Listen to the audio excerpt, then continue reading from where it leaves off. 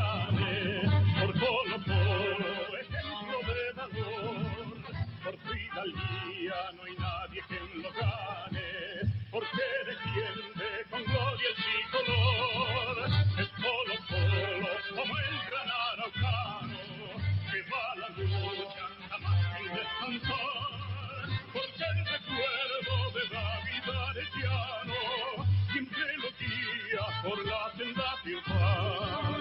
Colo Colo, Colo Colo, el equipo que ha sabido ser campeón, y en la vida deportiva, pone siempre su chileno corazón.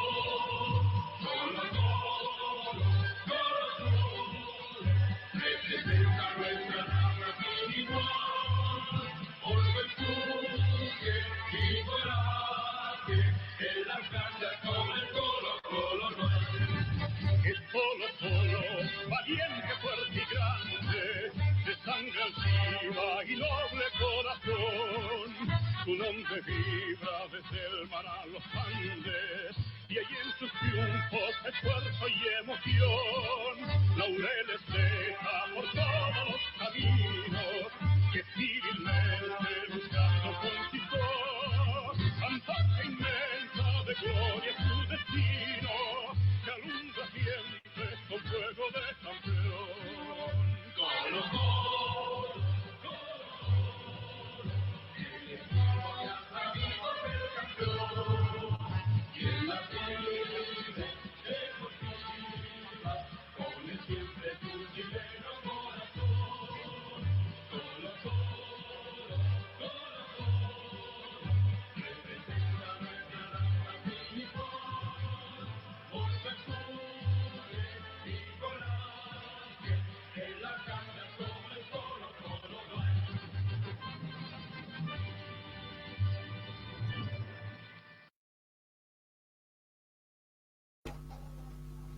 Hola a todos, ¿cómo están? Buenas noches, bienvenidos a este tercer capítulo de Barrio Arellano en Vivo, capítulo 3. Hoy día tenemos un especial de Colo Colo de los años 50. Hemos repasado ya los capítulos anteriores, Colo Colo de los años 30, Colo Colo de los años 40, y hoy corresponde el turno de aquellos jugadores de esa historia, de esos hitos, de esas estadísticas de los años 50. Primero que todo saludamos a Felipe y a Manuel, que se encuentran en sus hogares también, respetando, ¿cierto?, esta cuarentena. Así que saludos, muchachos. Hola, Brian. Gracias. Manuel. Hola, muchachos, ¿cómo están? Bien, bien, aquí estamos listos para hoy. Hemos preparado un programa con muchos nombres legendarios en la historia de Alba. De hecho, al capítulo de hoy le hemos puesto por nombre Una Era de Leyendas, y más adelante ustedes van a poder conocer esos nombres tan importantes en la historia de Colo Colo, como por ejemplo Cuauhtémoc Ormazábal, Jorge Robledo, Manuel Muñoz, Mario Moreno y cuantos otros más que durante esa década le dieron gloria y honor a la camiseta popular. Antes que todo, queremos empezar este programa recordando y homenajeando a quien fuese el fundador principal de Colo Colo por allá por el año 1927, 1925 y toda la década hasta su fallecimiento el año 27 en España, don David Arellano Moraga. Desde acá nuestro reconocimiento al fundador del Club Social y Deportivo más grande de Chile, al visionario, al revolucionario que alcanzó a vivir poco, murió antes de los 30 años, pero no fue impedimento para que su legado al final se transformase en una de las instituciones deportivas más grandes de Chile, de América, y también una institución muy querida a nivel nacional y reconocida a nivel internacional también. Pues, si tienen algunas palabras, Manuel, Felipe. Nada, pues, un día más, un aniversario más de la muerte del fundador de Colo Colo, que recordarlo como se merece. A un hombre que, como tú bien dices, fue un visionario, fue más que un jugador de fútbol, él era mucho más que eso. Entonces, vale la pena recordarlo una vez más, un aniversario más de su muerte, y seguir difundiendo su legado por Colo Colo. Sí, importante eso también. considerar aspectos, detalles importantes que tienen que ver con su muerte. Si no me equivoco en las fechas, Colo-Colo jugó un partido con Valladolid un día antes del partido fatal aquel. El partido fue el 2 de mayo, si es que no me equivoco. Él muere el 3 de mayo, el día siguiente. Un día antes, debe haber sido el 1 de mayo, Colo-Colo juega con Valladolid y Colo-Colo gana ese partido. Y los españoles piden la revancha. Y los muchachos albos conversaron, accedieron, y ahí fue donde se produce este trauma, ¿no? Este choque, donde le cae un jugador encima, según tengo entendido, y se termina produciendo efectivamente esta peritonitis traumática que termina quitándole la vida a David en una cama de hotel. No, o sea, además el hombre lo tiene que haber sufrido esa agonía, sin duda, pero bueno, termina dejando un legado que trasciende 95 años después, 93 años después de su muerte, para ser preciso. Bueno, y termina marcando a fuego la historia, no solo de Colo-Colo, y lo mencionamos también en el primer capítulo, sino que también la historia del fútbol chileno. El fútbol chileno claramente hubiese sido otra cosa si no hubiese existido Colo-Colo. Así es que nuestro más sincero homenaje y conmemoración para la muerte de este prócer colocolino visionario, David Arellano, y gracias a él, de hecho, estamos sentados acá conversando sobre este lindo club, sobre su historia. Exacto, uno de los pocos clubes en el mundo que tiene su inicio, su génesis en una historia tan conmovedora como la de David, que murió defendiendo la camiseta del club que él creó, fuera de Chile, no pudo despedirse de su familia, murió en un hotel, solamente con sus compañeros de equipo, y bueno, las últimas palabras de David dicen que fue: cuéntenle esto de a poco a mi mamá. Según algunos historiadores, que esas fueron las últimas palabras que David mencionó antes de morir. Así que nuestro reconocimiento ya está hecho. Ustedes que nos están mirando, si tienen también comentarios para David Arellano, escríbanlo acá, nosotros lo vamos a estar leyendo. Queremos saludar a Rafael Díez, a Germán Mancilla, saludamos a Gustavo Flores, que están conectados, viéndonos como cada domingo, ya son nombres habituales de nuestro público, así que muchas gracias por conectarse con nosotros. Vamos a comenzar este capítulo de hoy rememorando y recordando esas anécdotas de Colo-Colo del año 50, y para eso nuestro compañero Manuel, él nos trae información que él ha podido escudriñar, investigar acerca de esa década, principales hitos, principales nombres, las estadísticas, cuántos títulos Colo-Colo pudo lograr en esa década. Cabe mencionar como un dato, no sé si Manuel más adelante lo tendrá, si queda aquí, te pido que disculpe. Fue la década que Colo-Colo sacó más segundos lugares. Tiene 6 segundos lugares Colo-Colo en la década del 50, así que estuvimos ahí de los 10 años de la década, haber ganado el título en 8 años, de haber sido los dueños de la década. Lamentablemente, 6 finales fueron las que perdió el Cacique, no pudo salir campeón y quedó en segundo lugar. Así que, Manuel. Ya, muchachos, efectivamente vamos a revisar lo que hizo Colo-Colo en la década del 50, donde a pesar de este super equipo que construyó de la mano de Misael Scuti, de Juan Mazábal, del Gringo Robledo y de Colo-Colo Muñoz, apenas se pudo lograr un par de campeonatos nomás nacionales. Vamos empezando ya el año 50, donde Colo-Colo viene de un mal término de década del 40, tanto deportiva como económicamente, cosa que no cambia para este primer año de la década.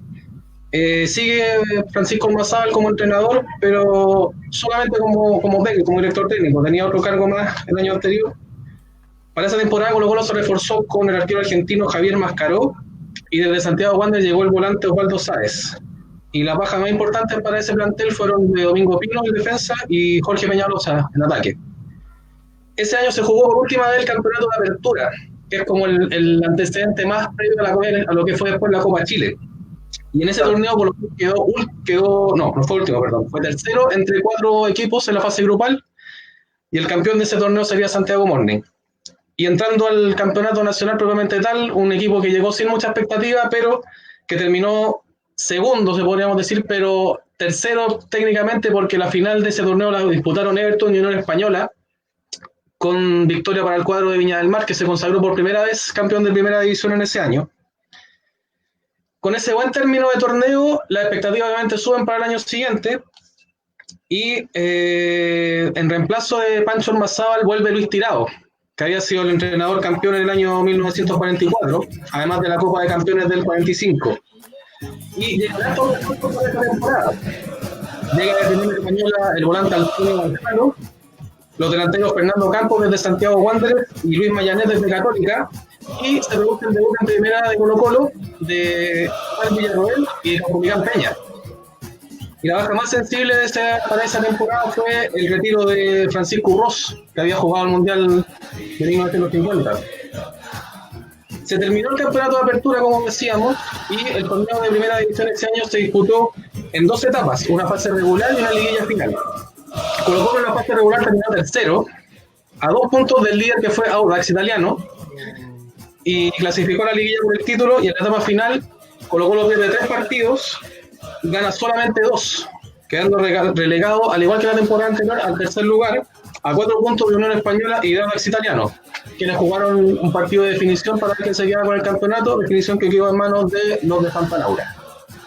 ¿Qué pasó para el año 52? Vuelve un cambio en la banca, sale Luis Tirado, entra el argentino José Luis Boffi, que había sido campeón nacional con Santiago Morning. Director técnico. Claro. Con el Morning. Se mantiene el mismo plantel del año anterior, salvo por las bajas de Luis Mayanés y el histórico defensa Manuel Machuca. Y sin grandes refuerzos para esa temporada, la mayor novedad fue el debut en primera división de Plinio Bustamante, jugador formado en las divisiones inferiores de Colo Colo. Ese campeonato nacional se dividió ahora en 3 ruedas, todos contra todos.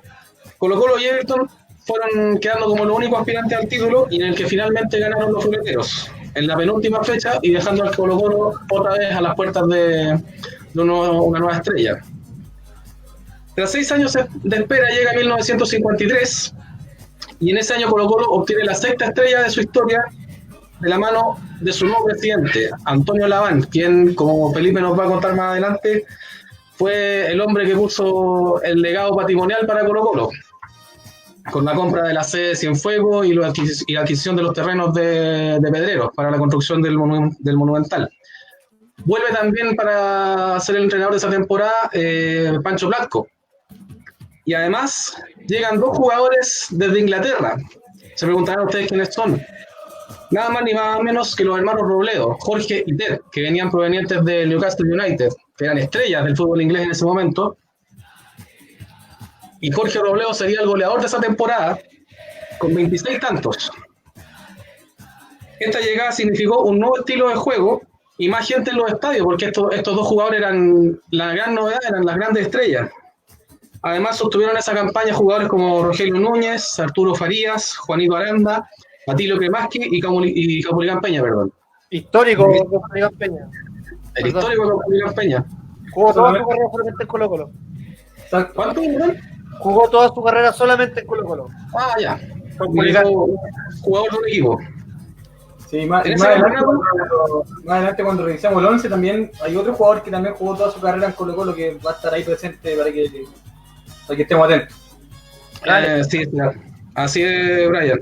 Bueno, en este campeonato de 1953, 26 partidos donde Colo Colo anotó 80 goles, por lejos la delantera más certera de este campeonato, y recibió solo 32, a la vez fue la valla menos batida de todas. Faltando 4 fechas para el término del torneo, un 8-3 ante Magallanes permitió ya a Colo Colo asegurar y festejar el título. 8-3 con 5 goles de don Jorge Robledo. A tu pesa. Al año siguiente, como brevemente mencioné un momento atrás, se adquiere la sede de Cienfuegos 41. pero lamentablemente en el nivel deportivo Colo Colo no pudo obtener el ansiado bicampeonato. Se mantiene prácticamente la misma escuadra del año anterior. Sigue Francisco Blanco como entrenador y se incorpora Isaac Carrasco del Audax Italiano, y los delanteros Hernán Rodríguez desde Naval de Talcahuano y Jaime Ramírez Banda, quien es repatriado de Barcelona, jugaba en el Español. Además se produce el debut también de otros dos delanteros de la cantera Alba, como son don Bernardo Bello y Guillermo Villarroel.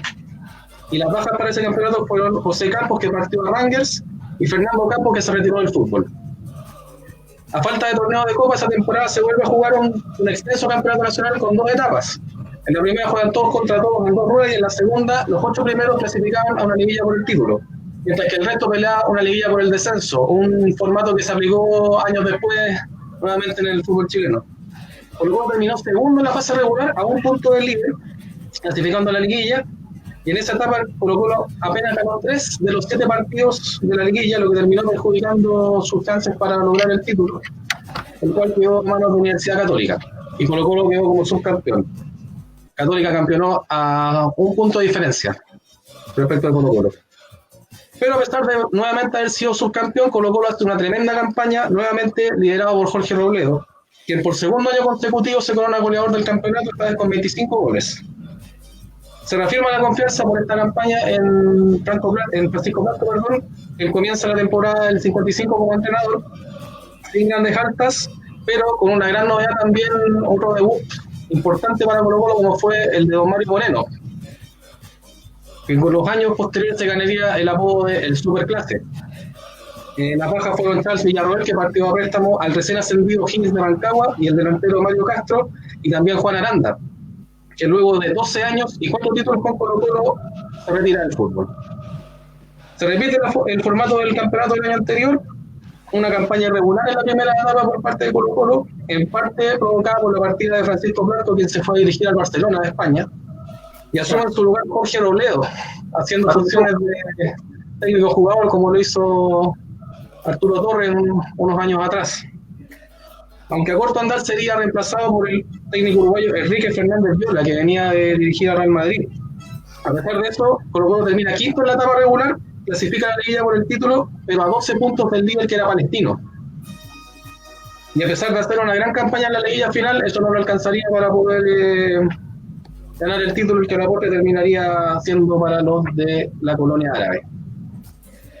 Con 2 temporadas a un paso de la gloria, sigue con Enrique Fernández como técnico, manteniendo una gran parte del plantel de la temporada anterior, pero incorporando una pieza clave, una pieza que se transformaría en parte de estos cuadros fantásticos que nosotros hemos venido mencionando en el programa, como fue la llegada de Enrique Cuacuado Mazábal desde Santiago Morning, que sería el único refuerzo de la temporada, al que se sumaba la vuelta de Charles Villarroel de O'Higgins y la llegada de un joven arquero llamado Adán Godoy, quien provenía del fútbol amateur de Copiapó. Las bajas serían Osvaldo Sáez, Antonio Valjalo, Julio Vial, Rafael Zamorano y Guillermo Villarroel, que fue desechado por el Cacique, que se consagraría en venganza goleador del Campeonato Nacional del año 56 con 19 goles jugando por O'Higgins, repitiendo la historia de Mario Lorca en 1949. La base de este equipo de la temporada 56 fue Misael Scuti, Mario Moreno, Jaime Ramírez, Colo Colo Muñoz, Juan Mazábal y Jorge Robledo. Plantel que tenía solo jugadores chilenos, ojo, igual que el del año 44, pero con un entrenador foráneo. Y con 2 fechas todavía por jugarse, un empate 1-1 contra Wanderers fue el que aseguró el título de esa temporada para Colo Colo. Ojo con, Manuel, ojo con ese dato que tú acabas de decir de solo jugadores chilenos, porque en esa década, la década del 50, si no me equivoco, la década completa solamente fueron jugadores chilenos los que militaban en Colo Colo. O sea, salvo un arquero argentino que yo dije que llegó el año 50, pero no hubo más. Claro, solamente si contamos fueron solo jugadores nacionales. El 60, claro, solamente vistieron la polera alba puros jugadores chilenos. Exacto.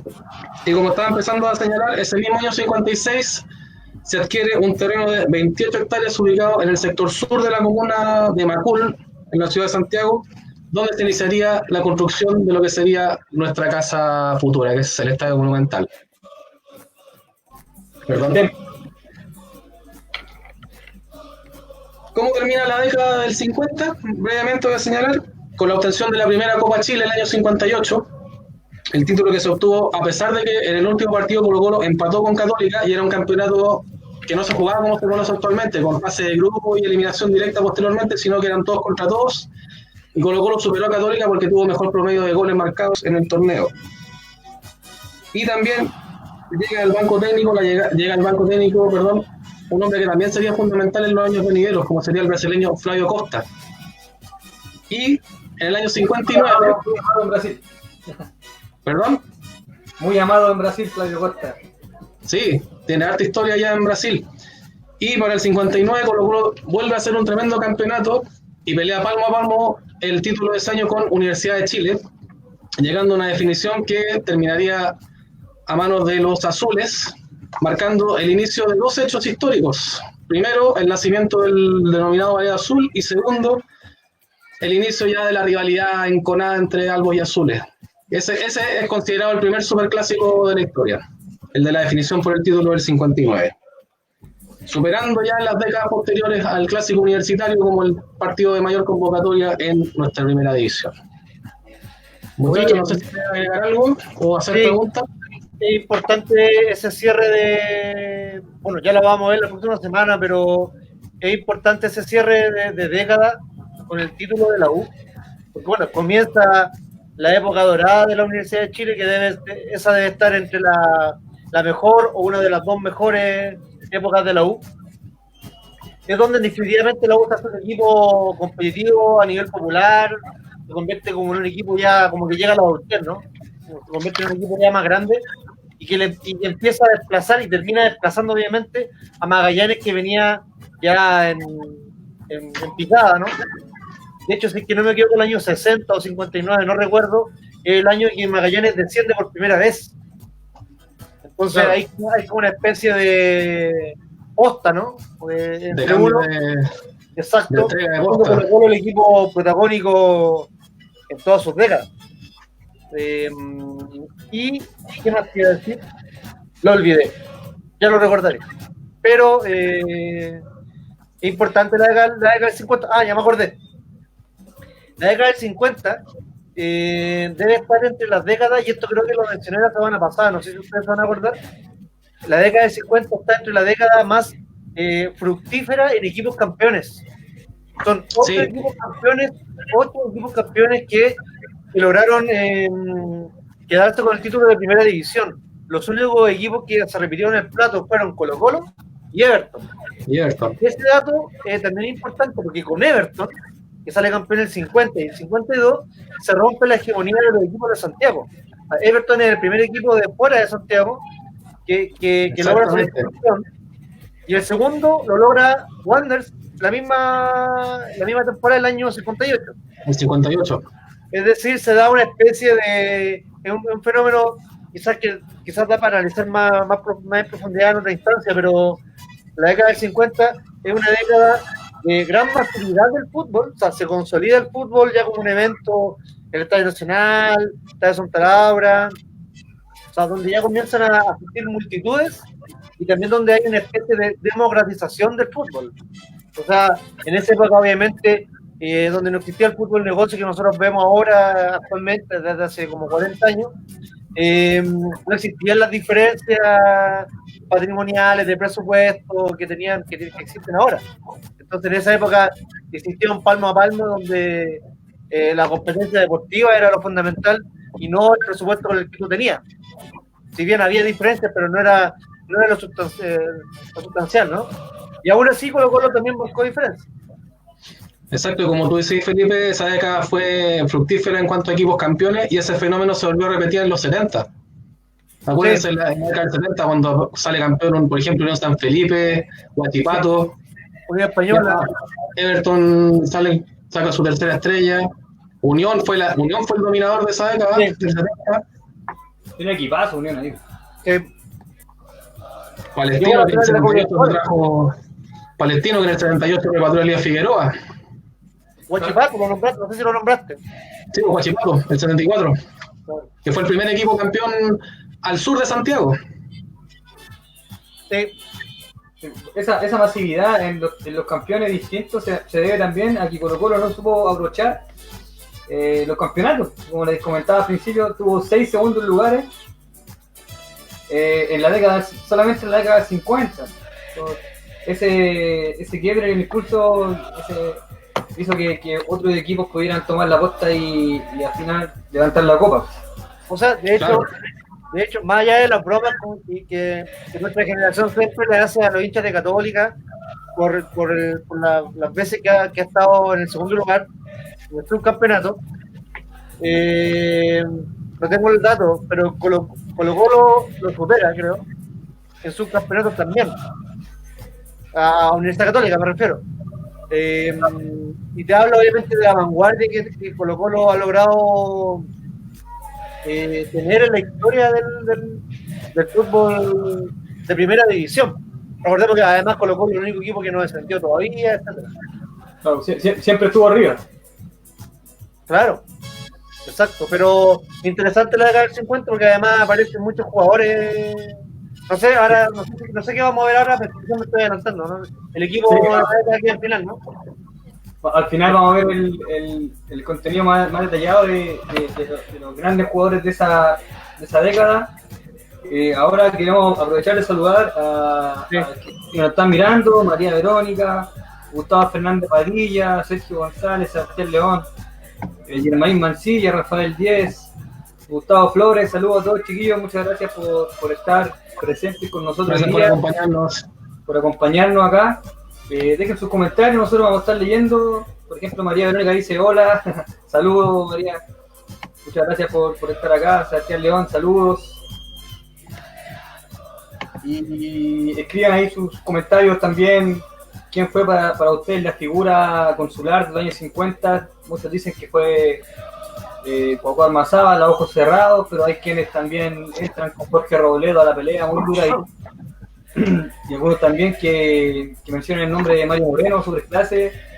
Algunos historiadores dicen que es uno de los mejores jugadores que pasó por la historia de Colo-Colo en cuanto a técnica futbolística. Dicen que fue uno de los mejores de la historia, así que Cuauhtémoc la tiene fácil en esta década. Decían que Mario Moreno era como Garrincha, un puntero que tenía un desborde y el centro que tiraba era casi gol. Exacto, eso lo dijo, lo tengo acá anotado, esa cuña. Alberto Fuyú, él lo dijo. Fuyú fue el puntero más parecido a Garrincha que va a tener el fútbol chileno. Claro. No, era bastante... Bueno, le decían el superclase. Exacto. ¿No? Vamos ahora a pasar a lo que comentaba Manuel. Al principio, en la consolidación de Colo-Colo a nivel patrimonial, la obtención de esta sede en Cienfuegos, la obtención de los terrenos en el Estadio Monumental y varias cosas más que estuvieron a cargo de un presidente de muy buena gestión. Y también queremos hacerle el llamado a todos quienes nos están mirando que sigan nuestras redes sociales. Acá abajo ustedes las van a poder ver, están pasando, está en nuestro canal de YouTube, Barrio Arellano, en Instagram como Barrio-Arellano, en Facebook Barrio Arellano, y en Twitter también @Barrio Arellano. Así que para que ustedes estén conectados acá, vamos a ahondar un poquito ahora en lo que fue lo extra futbolístico, fuera de la cancha, los contra 11, y Felipe nos va a explicar en más detalle lo sucedido en esa década. Bueno, ya lo hemos hablado nosotros largamente sobre la masividad que generaba Colo-Colo, lo hemos dicho, lo hablamos en el primer capítulo cuando explicamos un poco todo este proceso de rápida absorción que tuvo Colo-Colo en los hinchas del fútbol. Y ligado a eso, es muy importante también señalar la búsqueda de la casa propia. O sea, Colo-Colo, como la gran mayoría de los clubes chilenos, por no decir todo, no nació con estadio. De hecho, hasta el día de hoy son muy pocos los equipos que tienen un estadio propio, más allá del chiste con la U, ¿no? Pero sin lugar a dudas, dada la masividad que tuvo Colo-Colo, tarde o temprano se empezó a hacer necesario tener un estadio, y además que hubo bastantes crisis de dirigentes, luchas de dirigentes, donde muchas veces los dirigentes de Colo-Colo entraban en conflicto con la asociación, o en conflicto con dueños de otros recintos donde Colo-Colo hacía de local, y Colo-Colo logra obtener, no sé si ustedes han escuchado hablar, muchachos, del Estadio de Carabineros. Sí, claro. El Estadio de Carabineros que quedaba emplazado en lo que sería hoy en día el Parque Los Reyes, ¿no? Ahí en la calle Balmaceda. Exacto. En Balmaceda con Cami. Exacto, en ese sector. Hay un estadio, que era un estadio chiquito, con tablones de madera, obviamente. No es un estadio de construcción sólida. Y de ahí se jugaron bastantes partidos de primera división. Santiago Morning, Unión Española, mismo Colo-Colo. Después, bueno, en esa época también existía también el Estadio Independencia, que no era el Estadio Santa Laura, en paralelo al Estadio Santa Laura. Y Colo-Colo, este estadio lo logra comprar, el Estadio de Carabineros. Fue la primera compra de terreno de un estadio. Le estoy hablando del año 46. Y para mala suerte de Colo-Colo, mal ojo también, ahí, bueno, existían menos estudios de terreno, etcétera. Pero esa idea terminó siendo un fracaso para el estadio, porque efectivamente ese terreno, al estar muy pegado al lecho del río Mapocho, no fue un terreno apto para construir un estadio, digamos, sólido, ¿no? Y terminó desbocándose esa idea. Se terminaron vendiendo esos terrenos. Se vendieron los terrenos en el año 55, es decir, 9 años después. Y un año después, con esa venta, Colo-Colo, comandado en ese momento por el histórico presidente que me parece que tú nombraste, Brian, Antonio Laván, logran comprar este terreno de 28 hectáreas que quedaba al sur de Santiago. O sea, imagínense, muchachos, hoy en día, uno obviamente esto no lo ve de buena y de primera, pero imaginémonos también cómo era Santiago en esa época, imaginemos y la distancia que existía con Maculo, donde hoy en día está esa antigua chacra, ¿no? Es decir, estaba, no sé si, no me atrevería a decir que era la periferia, pero estaba bastante alejado del centro de la ciudad. Bastante alejado donde estaba. De hecho, yo creo que el Estadio Nacional ya era un poco retirado. Claro. Sí, pues. ¿Ah? Ya en esa época, o sea, en ese momento el Estadio Nacional era difícil llegar. Claro, estamos hablando. No sé si ustedes, muchachos, perdón, si tienen, yo creo que sí, pues me dijeron, tienen el libro Una historia monumental. Ahí se hace mención a cuando se construye el Estadio Nacional, exactamente. Y ahí se menciona también que a la gente para ir a ver los espectáculos deportivos Nacional también le costaba mucho llegar, porque Ñuñoa, si bien estaba más cerca del centro, pero tampoco la poca locomoción colectiva que existía en ese momento llegaba con frecuencia a ese lugar. O sea, imagínense, si Ñuñoa era lejos en ese momento, Macul, la Florida. No, olvídate. Era cruzar otro país, quizás. No, era derechamente salir de Santiago e ir a sectores rurales, ¿no? Claro, lleno de parcelas. Claro, entonces. Eran puras parcelas. El mérito que tuvo, sin duda, Antonio Laván y la directiva de Colo-Colo al comprar esos terrenos es también ser, sin quererlo siquiera, no estoy diciendo siquiera que se lo hayan propuesto, pero tener una mirada a futuro, ¿no? Santiago en esta época habrá tenido, no ando con el dato del censo de la época, pero habrá tenido que 2 o 3 millones de habitantes, no sé, quizás me equivoco, pero debe haber sido una ciudad la más grande de Chile, pero todavía una ciudad con bastante... No era metrópoli, como es ahora. No, ni parecido. Nada, muy lejos. Exacto. Bueno, entonces se logra comprar este terreno que se pensó en su momento, lo mencioné en el año 56, se pensó en su momento que este estadio podía servir para el Mundial del 62.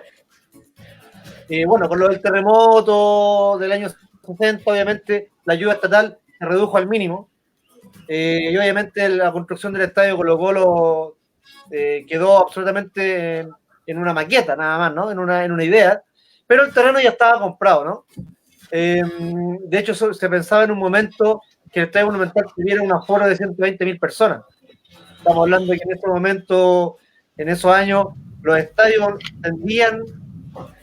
nuevos que se hacían tendían a ser muy masivos porque obviamente no existían las normas de seguridad de hoy en día, la butacas.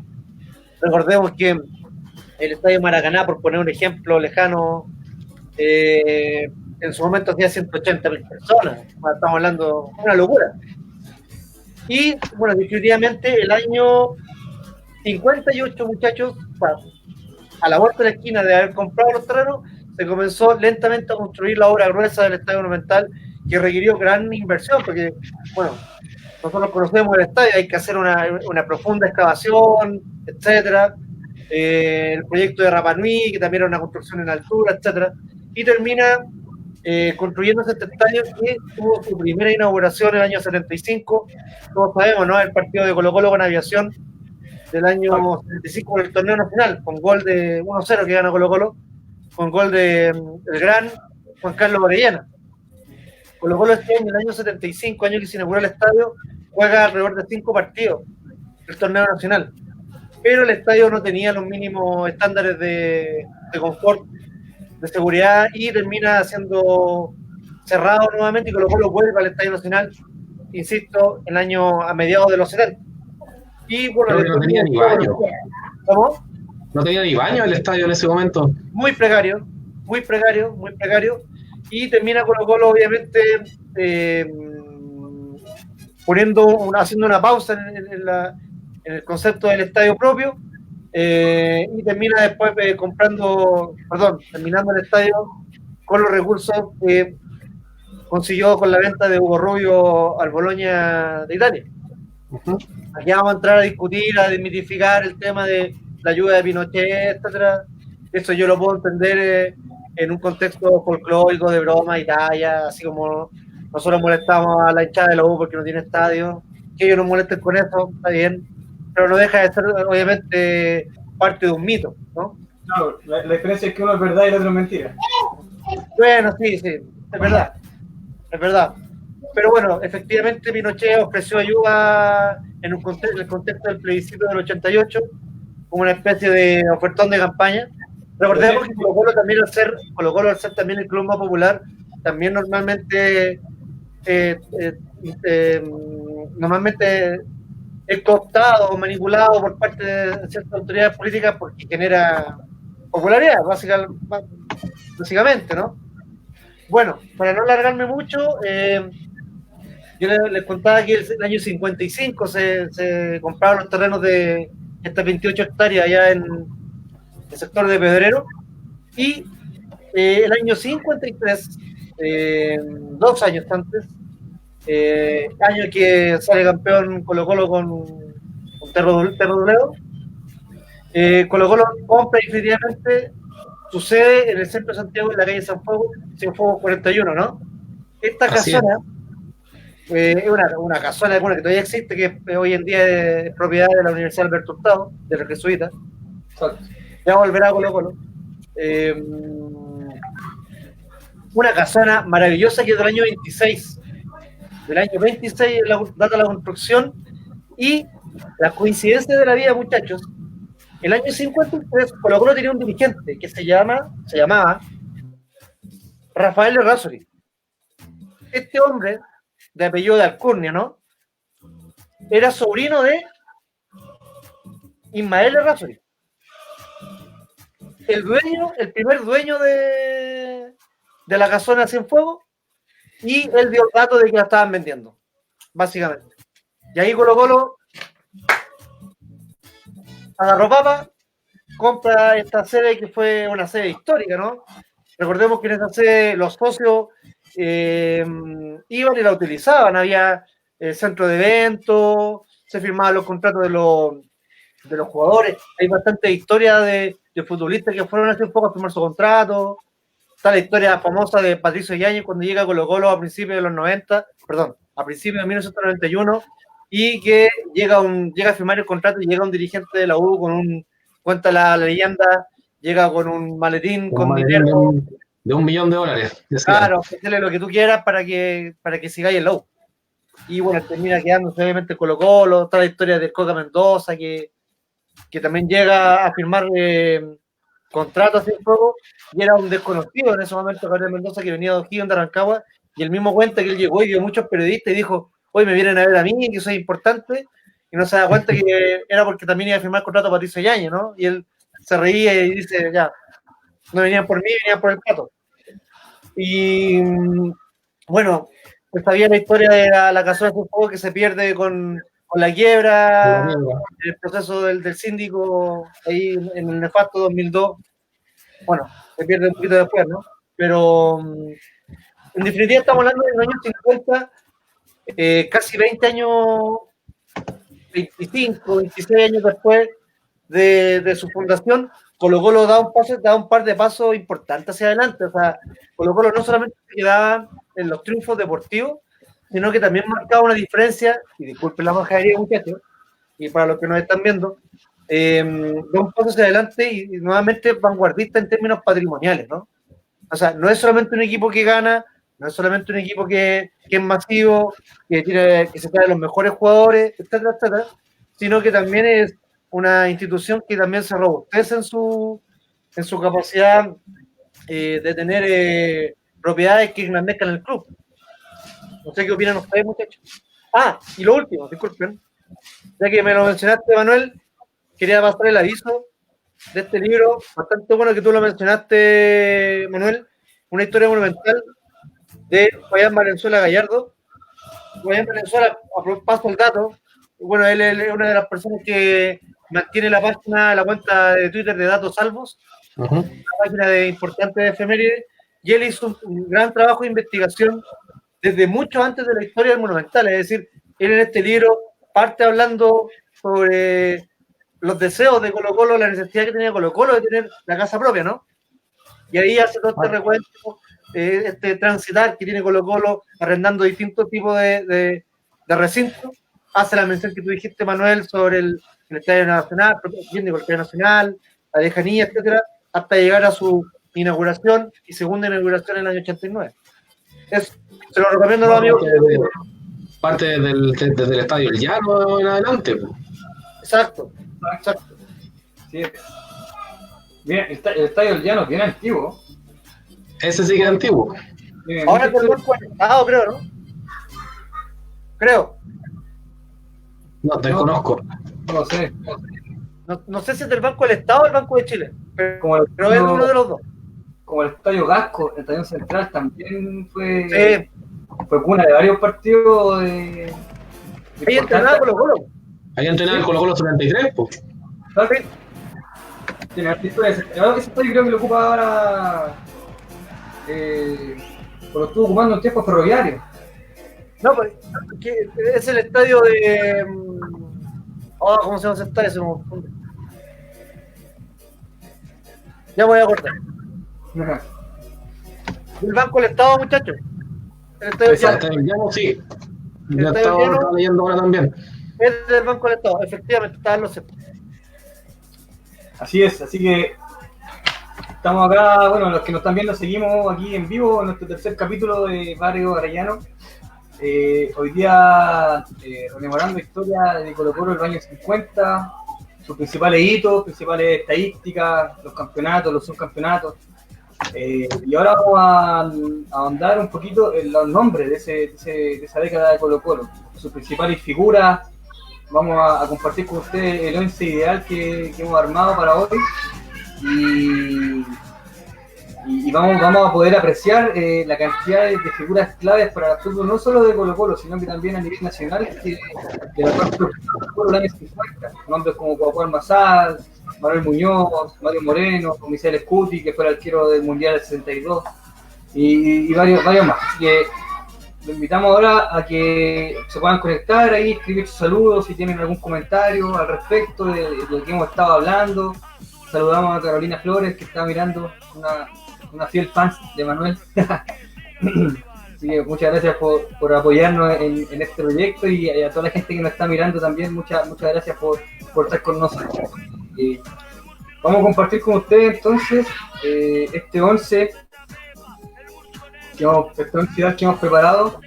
para que ustedes puedan ahí estar viendo, vamos a debatir también sobre algunos nombres que pudieron haber tenido un lugar en este 11, pero no lo tuvieron, ya sea por algún factor clave diferenciador. Así que ahí lo que ustedes están viendo en sus pantallas es el del 11 de Colo-Colo que hemos preparado para hoy. El único, acá en este 11 hay 5 jugadores que son claves, son inamovibles, todos los demás quizás se podrían haber, o se puede debatir un poco. Pero cuando hablamos de Misael Scuti, cuando hablamos de Mario Moreno, Enrique Ormazábal, Jorge Robledo y Manuel Muñoz, no hay comparación con ningún otro jugador que haya pasado por esta década vistiendo la camiseta de Colo-Colo. Son 5 leyendas de la historia del fútbol albo y también de la historia del fútbol nacional. Vamos a partir conociendo algunos datos del arquero, que es Misael Scuti. No sé si ustedes están de acuerdo en esta posición, muchachos. No hay competencia acá. Absolutamente. No, Absolutamente. Misael Scuti estuvo en Colo-Colo desde 1946 hasta el 1964. Durante todos esos años defendió la camiseta de Colo-Colo, ganó 5 títulos acá en el club. Fue el arquero del Mundial del 62, el arquero de la selección chilena, y fue también elegido ese año como el mejor futbolista profesional del año acá en Chile. Misael Scuti, este tremendo arquero que tuvo el fútbol nacional y que favorablemente tuvo Colo-Colo tantos años. Quizás le faltó un poquito más de gloria en la década del 50 en cuanto al tema de títulos. Con el equipo que tenía podrían haber ganado mucho más, pero sin duda quedó ya en las bases de los libros de historia de Colo-Colo. En la banda derecha ustedes pueden mirar a Caupolicán Peña, que como comentábamos al principio, es un futbolista que jugó toda su carrera profesional en Colo-Colo. Se inició como futbolista profesional en el cuadro albo y también terminó su carrera profesional en Colo-Colo. Él partió jugando como defensa central, pero luego se profesionalizó como lateral derecho y fue ahí donde llegó a sus mejores partidos, sus mejores momentos en el cuadro albo. Él fue también entrenador de Colo-Colo en 1974, ya después de otra faceta, y como futbolista ganó cuatro títulos nacionales acá vistiendo la camiseta de Colo-Colo.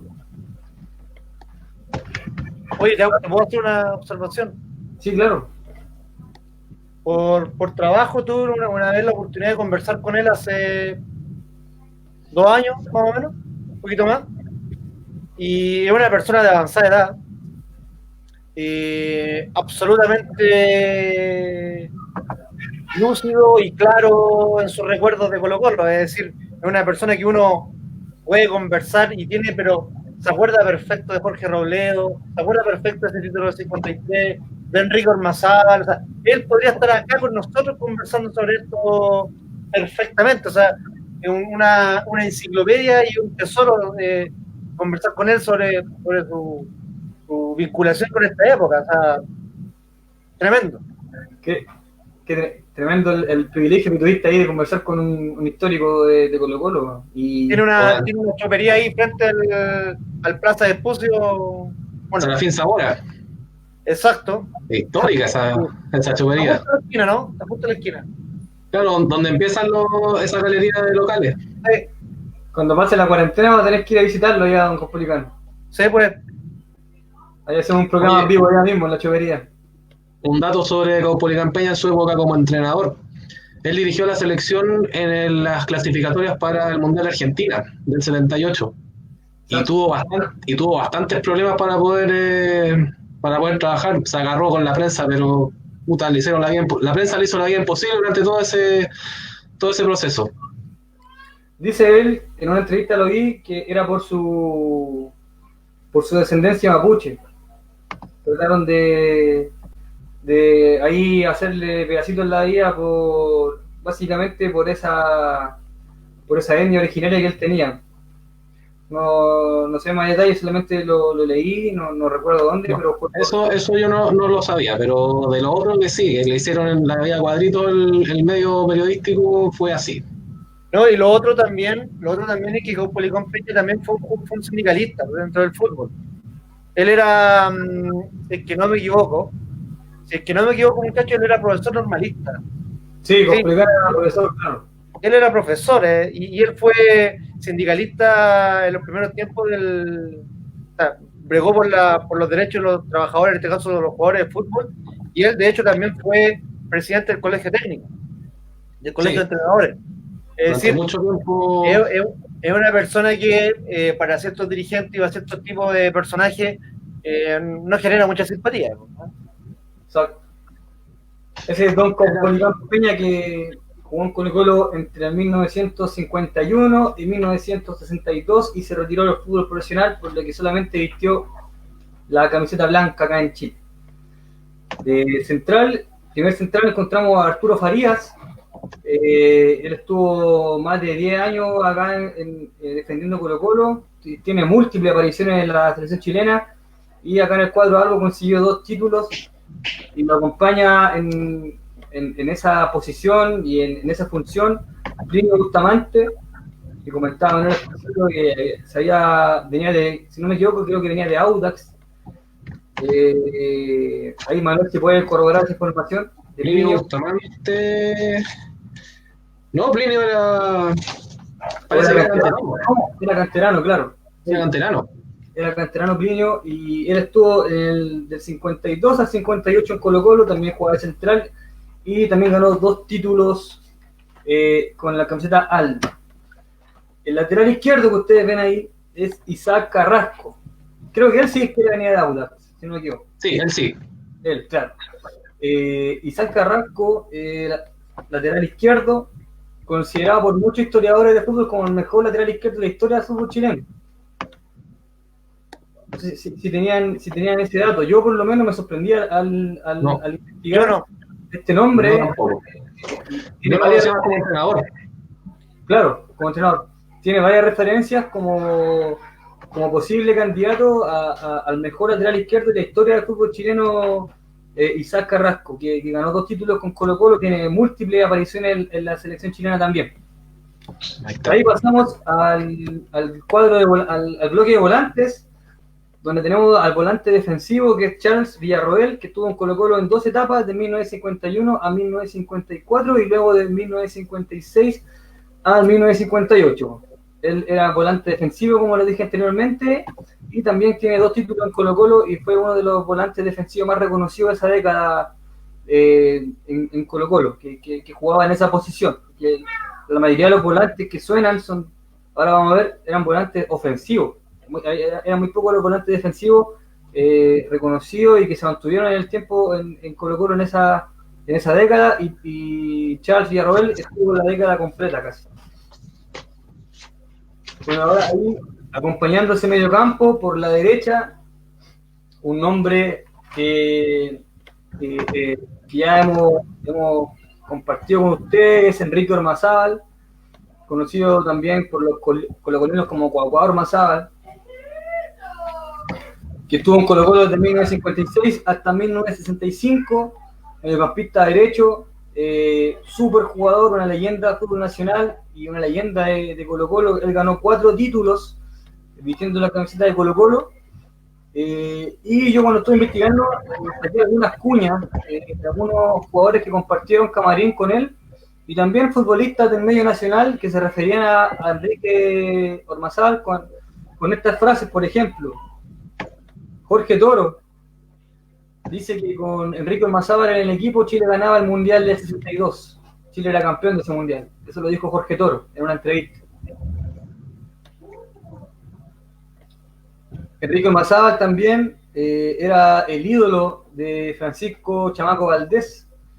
Varias veces él reconoció y lo dijo públicamente que se quedaban a ver los entrenamientos de Colo-Colo cuando estaba Enrique Ormazábal solamente para mirar cómo jugaba Enrique, y así Chamaco aprendió un poquito de esos pases de 40 metros que era la especialidad de Enrique Ormazábal en ese tiempo, y por lo que destrozaba cualquier línea defensiva. Tenía unos pases profundos de 40 metros que eran totalmente insuperables. Oye, Brian, otro jugador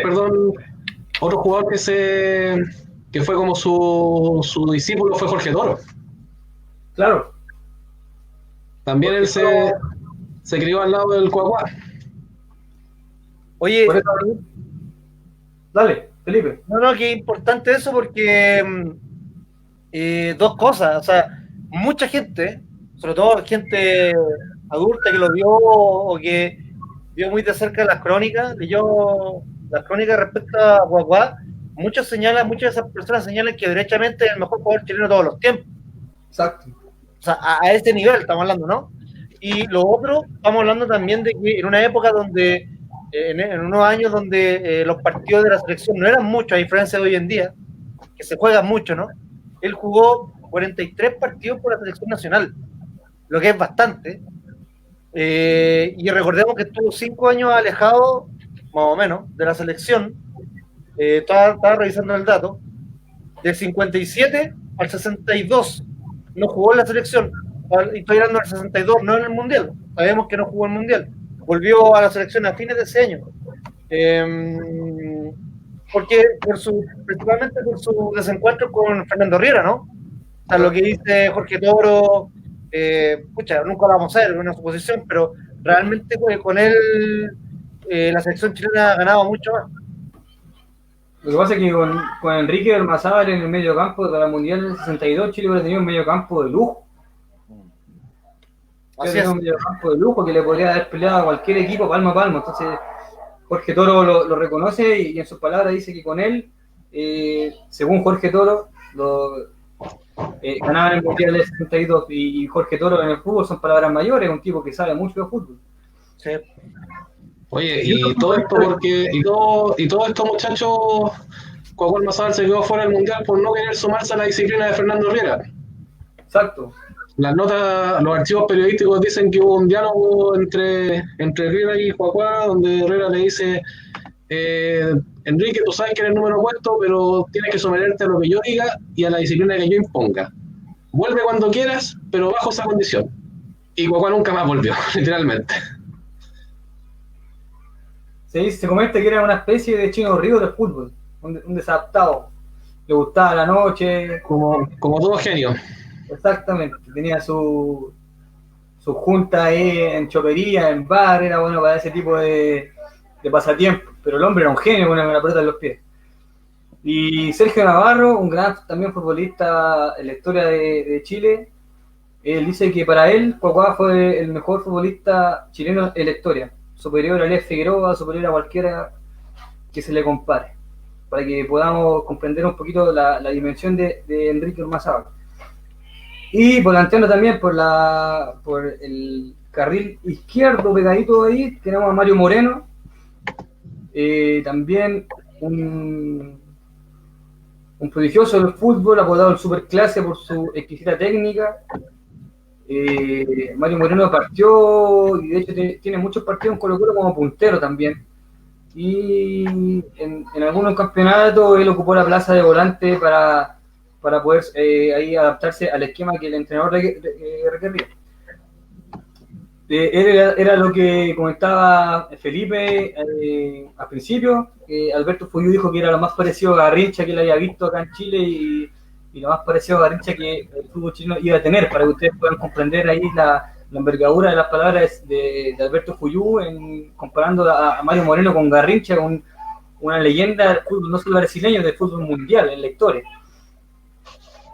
Una anécdota, una triste anécdota de Mario Moreno, fue preso en el Estadio Nacional. Él estuvo para el tiempo de la dictadura chilena, fue uno de los presos que estuvo en el Estadio Nacional y solamente por la gestión de Chamaco Valdés lo liberan y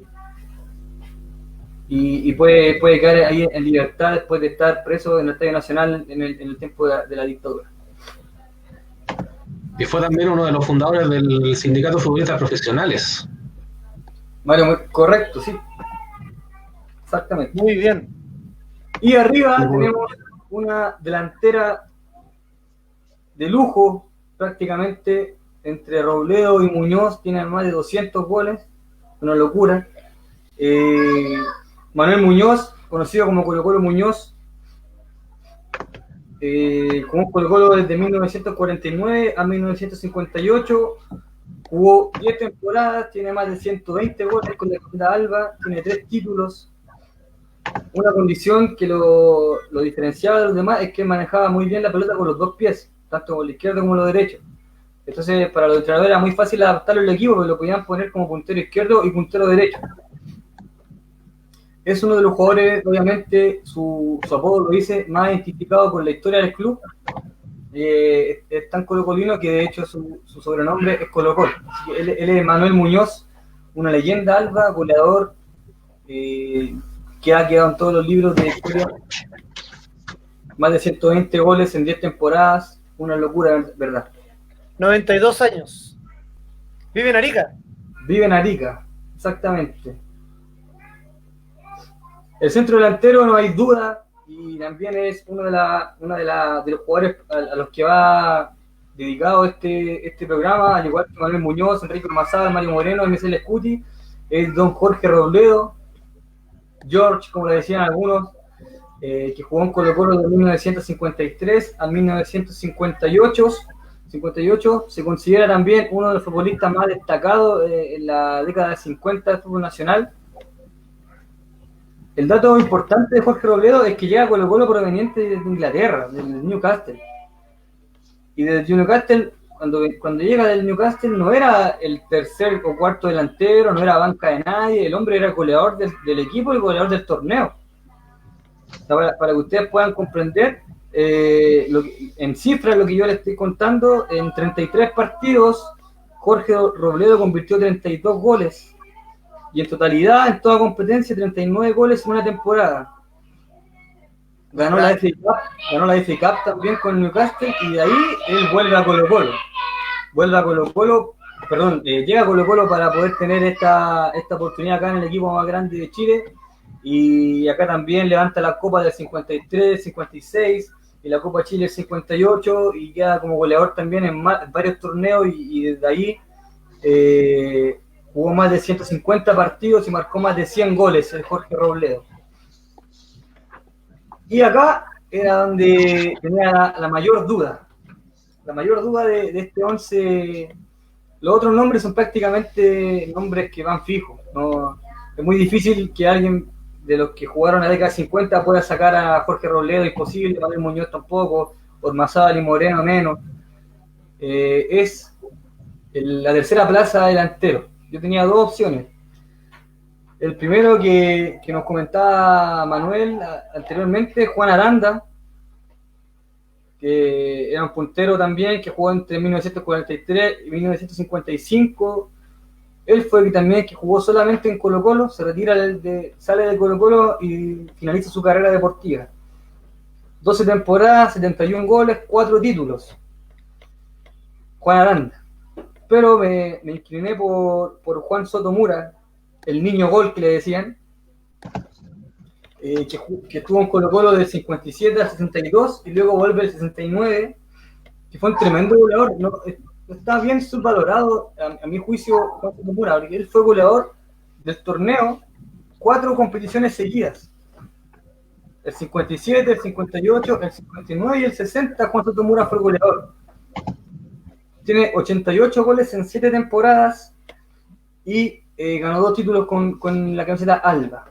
A mi parecer, Juan Sotomura se queda con la última plaza de delantero de esta oncena ideal. No sé qué opinan ustedes, si se inclinan con Juan Aranda o Juan Sotomura. Yo creo que está bien la elección.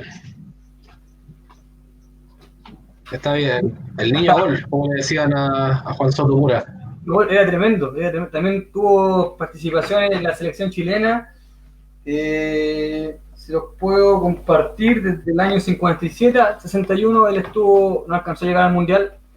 Él estuvo en la selección chilena también convirtiendo goles. Así que, y el último nombre es el director técnico. Ustedes pueden ver ahí. Si bien en la década de 50 aún está Francisco Black con Colo-Colo, y de hecho gana un título, como ya lo habíamos incluido en nuestra oncena titular, nuestra oncena ideal de la década del 40, me inclino por Enrique Fernández, porque también fue un lujo de director técnico. Él llega a Colo-Colo proveniente de nada más y nada menos que del Real Madrid. Y entrena, él fue entrenador de equipos también acá reconocido en Sudamérica como el Nacional, River Plate. Afuera entrenó el Barcelona, el Real Madrid, fue campeón con Barcelona, fue campeón con el Real Madrid, fue campeón con Nacional. Y que ese técnico haya estado sentado ahí en la banca alba también, a mi juicio, merecía un lugar en esta plaza, en esta oncena ideal de Colo-Colo de 1950, en esa década. Eso, muchachos, no sé qué Me opinan. parece muy buena. Estoy de acuerdo con la oncena. Sí, buen equipo. Y paso. Equipazo. Y esa, totalmente de mediocampo ofensivo en adelante, entre Moreno, Ormazábal, Muñoz y Robledo, una locura. Ya Con estamos. esa delantera el año pasado ganábamos el campeonato. Exactamente. Con uno de los tres que estuviera ahí ya estábamos pagados. Te acompañara ahí a Esteban. Estamos llegando al final del capítulo de hoy, sin antes mencionar el agradecimiento a las personas que nos han visto hoy, a todas las personas que se han conectado, a todos los amigos colocolinos y colocolinas que se han dado el tiempo de poder conectarse a nuestras redes. Muchas gracias por querer también informarse sobre la historia de Colo-Colo. Como colocolino también tenemos que saber un poquito del equipo que estamos defendiendo, y qué mejor instancia que esta, donde repasamos la historia de Colo-Colo década por década, hace 3 capítulos, y el próximo capítulo ya vamos a estar viendo la historia de Colo-Colo de 1960, con nombres como Jorge Toro y muchos más que van a estar presentes también en el próximo programa. Ahora vamos a concluir sin antes mencionar el estado actual de Colo-Colo hoy día, con esta junta de accionistas, con esta salida de Daniel Morón, esta nueva conformación del directorio. No sé qué les parece a ustedes lo que pasó con Morón, cómo sucedió. Manuel, Felipe, si tienen algún comentario de eso. Yo lo Yo encuentro. creo que esto fue un coletazo del conflicto con el plantel. No le veo otra explicación. Sí, claro. Sí. No, yo lo encuentro muy doloroso en realidad. Porque, bueno, Daniel Morón estaba también en una posición muy complicada, ¿no? Él recordemos que era director representando al Club Social, y él también era parte de ese Club Social que tiene buenas relaciones, y hay que reconocerlo, con el bloque de Aníbal Mosa, el bloque blanco y negro, que es el bloque que se mantiene hoy en día a la cabeza de la concesionaria. Pero francamente me da mucha tristeza todo lo que está pasando. Recordemos que llegó en su reemplazo, se nombró a José Miguel Sangüesa, es un sociólogo del Club Social y Deportivo Colo-Colo. No lo conozco personalmente, pero he logrado recabar un par de impresiones de él, y lo que me han dicho básicamente es que es una persona seria y trabajadora, y cabalidad y colocolino, perdón, a toda prueba.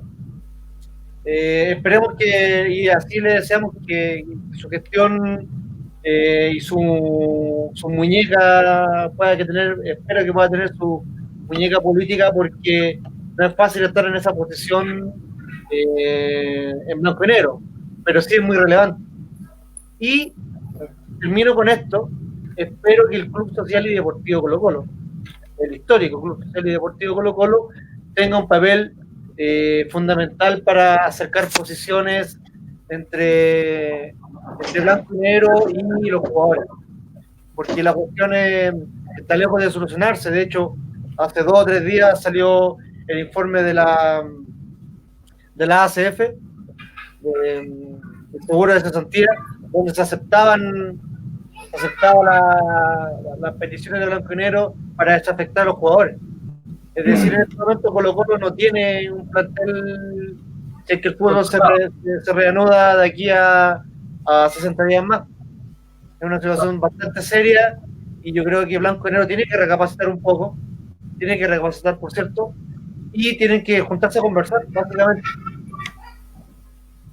Exacto, esa es la primera tarea que tiene este directorio. Yo creo que Lo primero sí o sí que tiene que arreglar el problema con el plantel, el tema con la AFC, y porque técnicamente no es que no tengamos plantel, sino que, como dice la ley, los contratos quedan suspendidos hasta que se vuelva a reiniciar la actividad, pero en el hecho es como si los jugadores han sido afectados, pues entonces igual es un tema que este director tiene que solucionar luego.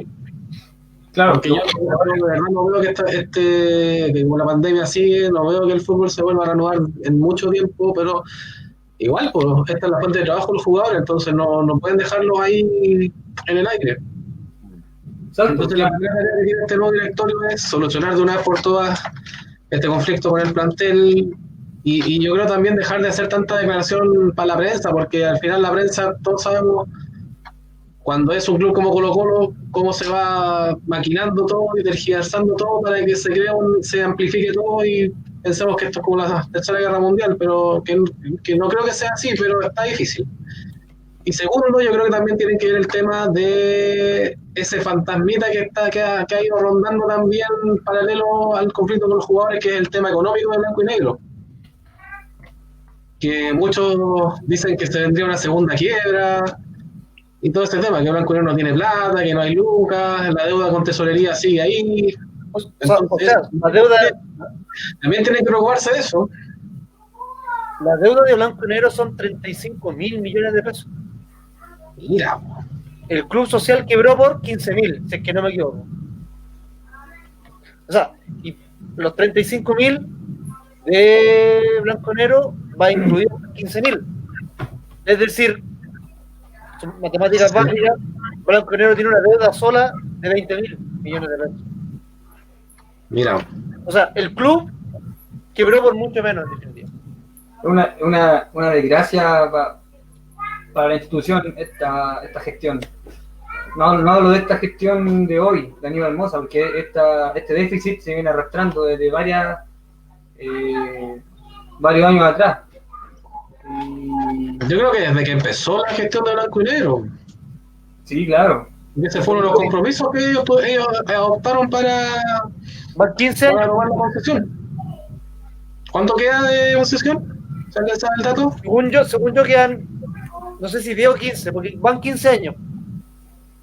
Claro, empezó en 2005, claro, son 15.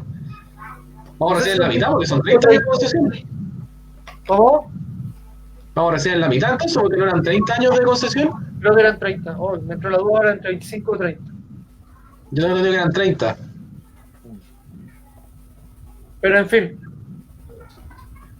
No, ahora el directorio de Blanco y Negro queda compuesto entonces por el bloque del timonel, Aníbal Mosa, Harold May Nichols y Alejandro Scuy.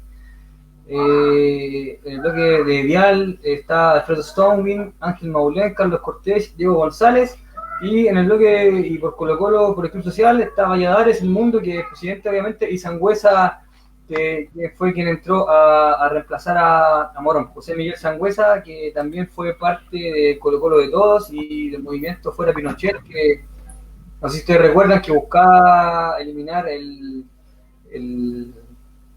autodenominado honorario de Pinochet ahí en... Sacarlo del registro de presidente honorario. Exactamente. Y él era el vocero, de hecho, de ese movimiento, así que esperamos que esté con la gente, que esté con las demandas del club social, y que no se desvirtúe su foco y que pueda, como decía Felipe, tener la muñeca política para manejar esto, que al final es demasiado influyente el cargo que tiene y lo van a buscar por todos lados. Así que eso, pues, muchachos, estamos ya llegando al final de este capítulo de hoy, el tercer capítulo. Ya llevamos más de una hora de programa, así que muchas gracias a toda la gente que se conectó hoy, a los que están viéndonos. Nos vemos el próximo domingo a las 21 horas, también con el capítulo número 4, donde vamos a estar ahondando en Colo-Colo en los años 60. Así que, muchachos, mucho ánimo a los que están en sus casas, en cuarentena, los que están con teletrabajo, los que no pueden salir, ánimo, hay que hacerlo, hay que aguantarlo hasta que esto pase y hay que cuidarse por nuestra familia, con nuestros amigos y con nosotros mismos. Así que Que estén muy bien. Adiós, Chao, adiós. Está muy bien. Cuídense. Que estén bien. Nos vemos.